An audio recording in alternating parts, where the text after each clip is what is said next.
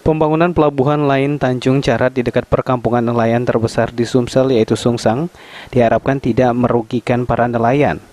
Hal tersebut disampaikan Ketua DPRD Banyuasin yang juga pernah menjadi nelayan.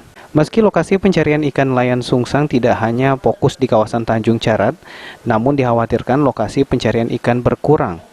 Oleh karena itu, Irian Setiawan berharap Pemkab Banyuasin memberikan insentif tersendiri bagi nelayan Sungsang yang terdampak. Di antaranya dengan memberikan bantuan alat tangkap ikan serta bantuan lainnya. Bukan hanya itu, agar hasil tangkapan nelayan lebih bernilai ekonomis. Diharapkan Pemkab juga memberikan bimbingan kepada UMKM di kawasan Sungsang terkait produk olahan ikan.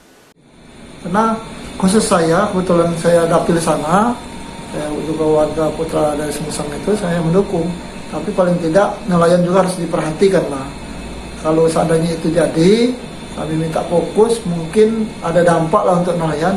Tapi sisi lain juga yang selama ini kurang diperhatikan tentang kehidupan nelayan, mungkin kita bantu pemberdayaan nelayan lah. Misalnya bantuan nelayan, bantuan seperti yang kita perhatikan kepada petani. Kita harus seimbang, karena kita tahu kemiskinan ini banyak di nelayan daripada. Pembangunan Pelabuhan Laut Internasional Tanjung Carat sendiri akan dilakukan pada Maret 2021 dengan alokasi anggaran hingga 300 miliar rupiah. Sulaiman, PAL TV.